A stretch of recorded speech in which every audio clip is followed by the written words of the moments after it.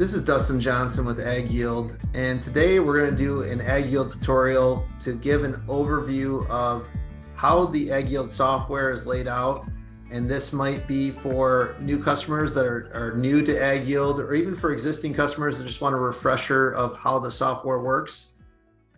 Just to start, before we get into the details, just know that this software is all web-based. There's no downloading needed. You can access it from any of your computer points. We also have apps for both Android and for Apple. So once the data is all built out, you can use these apps to see an up-to-date minute of your data, and it's designed for farm profitability and for those changing environments as we get through the year. So a lot of need to kind of go back and forth of looking at updates of what the market's providing and what our yield estimates are to make changes through the year on the marketing plan. And this app has been very centric for us to do that.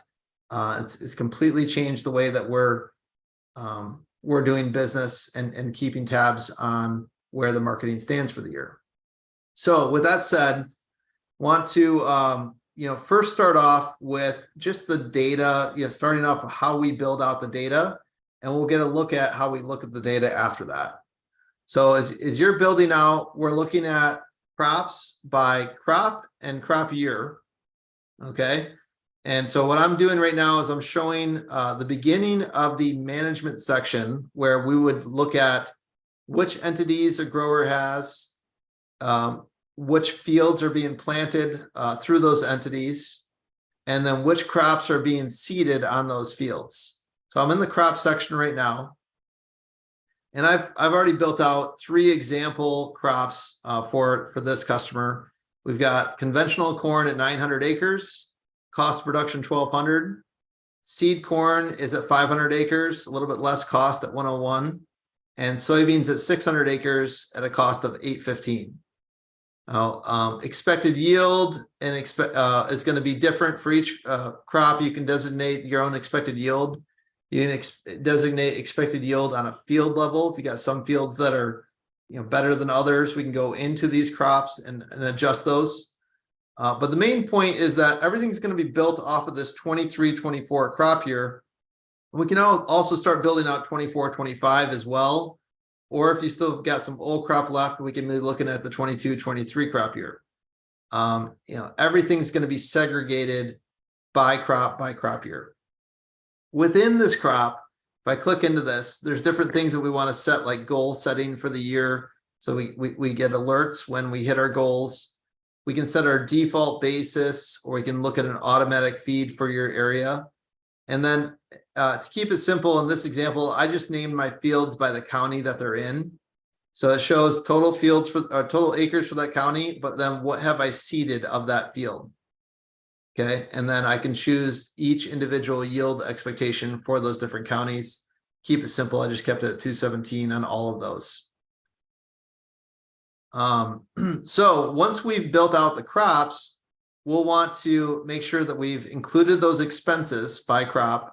We can also do expenses on the field level if we want to get detailed. We'll want to build out all of the insurance policies that are associated to those counties and those crops. We can generally build out all of the different federal policies that you have available to you. We can also mimic a lot of the private policies as well if you've bought, rider add-on policies in the private market. What we want to make sure we're doing is accounting for projected insurance payments, is that's a big important part of how we're marketing for the year. We're marketing around crop insurance a lot of times. And so that's a big base for us to have built into the software. And lastly, any transactions that we might have made for the year, we could spend a whole nother, video section on the insurance and transactions, and we will in the future. But just know that you can add any cash sales, manually enter any futures or options you have. We prefer to pull them automatically.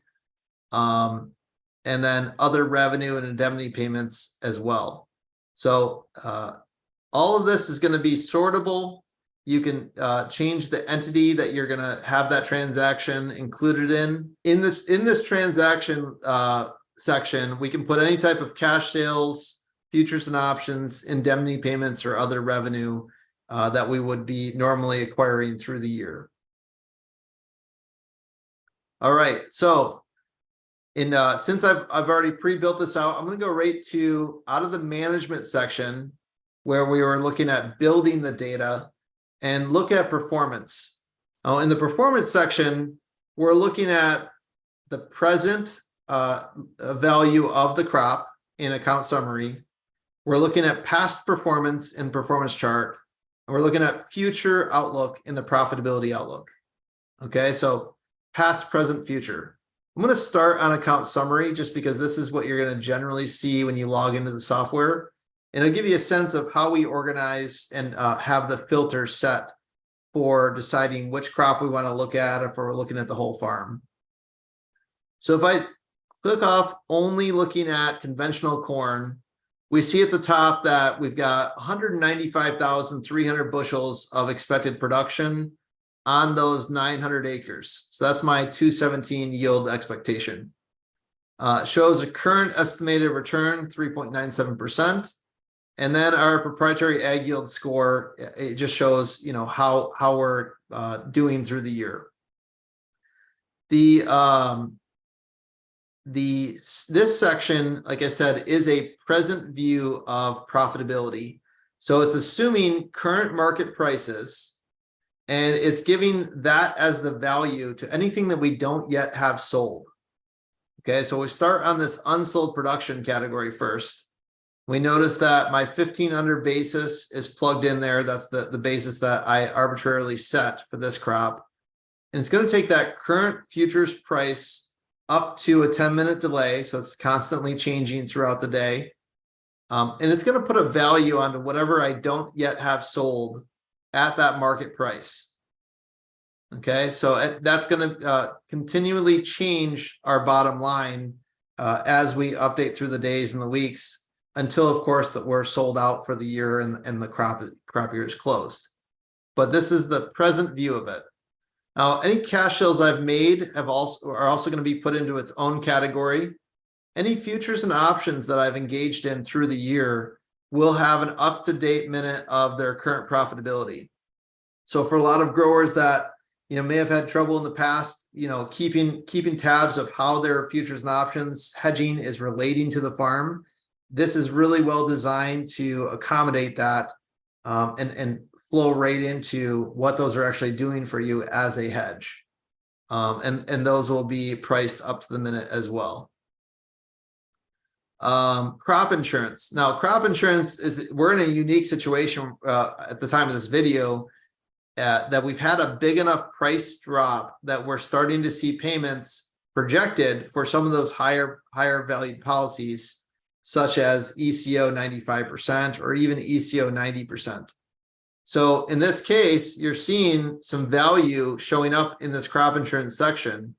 And that's just assuming that if we finish at this yield and this price at the end of the year, this is the projected indemnity payment at that time.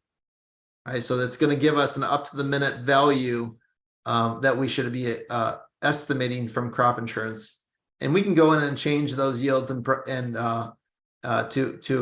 make sure that we're keeping an honest read of what we expect the crop to be as well. Okay, so if I'm looking at corn alone, I'm showing about a $42,000 gain for the year. If we were to hit our yield objective of 217 and we were to sell everything at today's price, that's the present view of the market. I want to look at that in dollars, or I can see it in dollars per acre or dollars per bushel. Dollars per bushel is showing 22-cent gain. All right. Now, I also have seed corn. If I want to see both of these crops together to get my overall view of my corn position, I can click off seed corn, and that's going to add that expected production now up to 303,800 total expected bushels for the year. My unsold production went up and my revenue went up as well.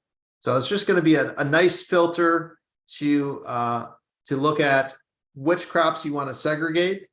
We can even do reports off of whatever those filters are generating for the year. So if we say, I want to see a PDF of all the transactions and my profitability outlook all into one report. I can do that right from this screen.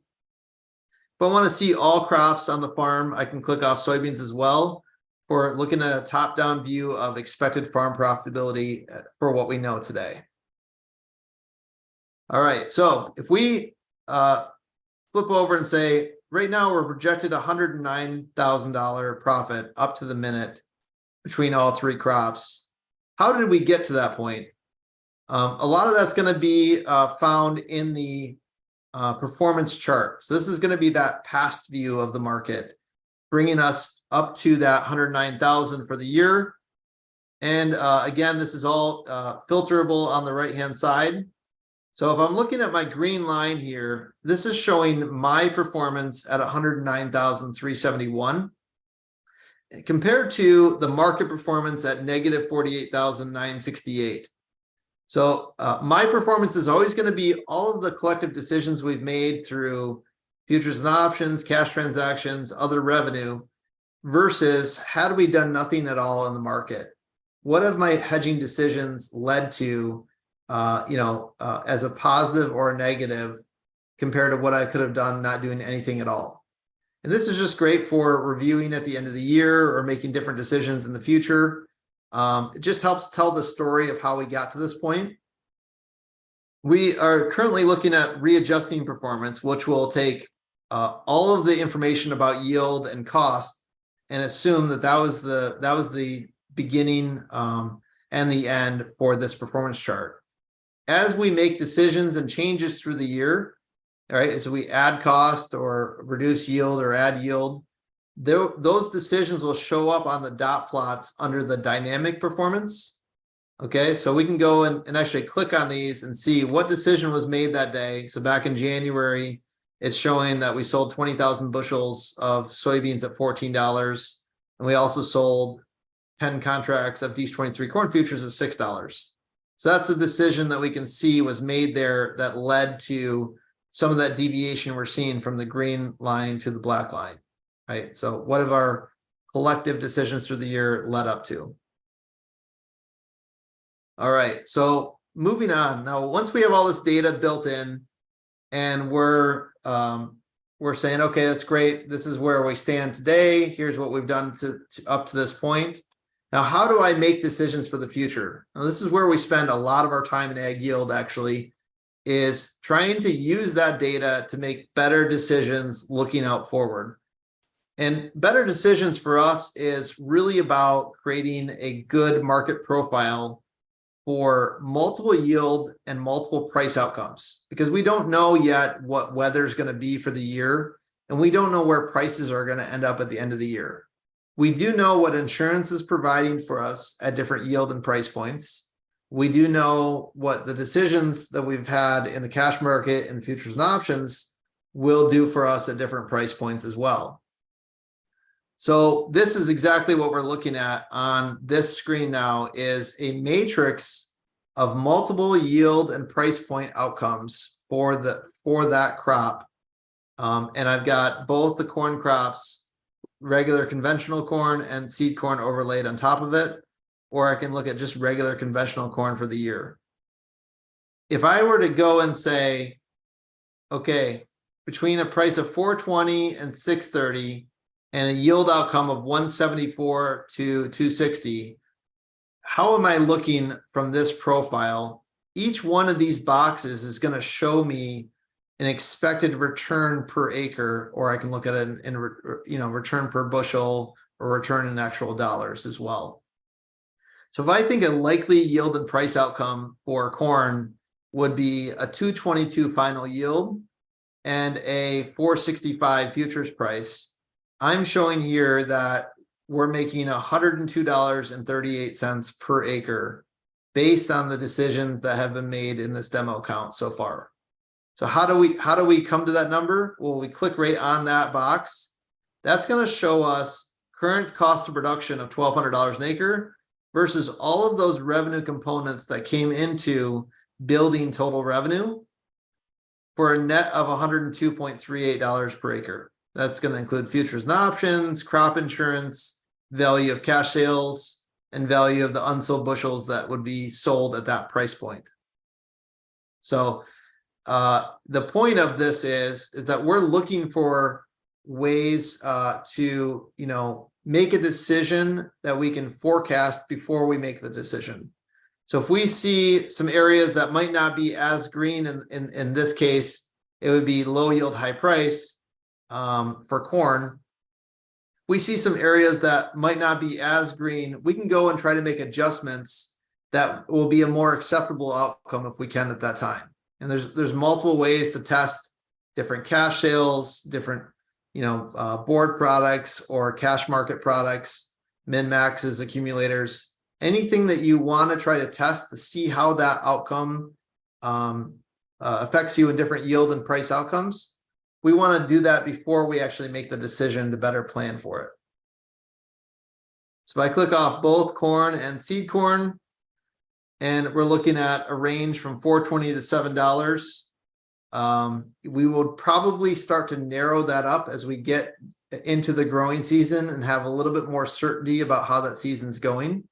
And then same thing for the yield. If you get to that point of the year where you've got the rains through pollination and you want to go narrow your yield up to 200 to 220, this is all going to be a completely customizable view until we get to that final yield once you've recorded it after harvest.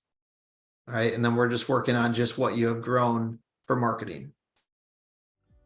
So hopefully this video helps explain just an overview of how we use the software, and we'll have more detailed videos that will dive into more details of all the different types of transactions we have, or different unique ways that we actually use the software for consideration, and how you can improve by doing that as well. So thank you, and please call us if you have any questions.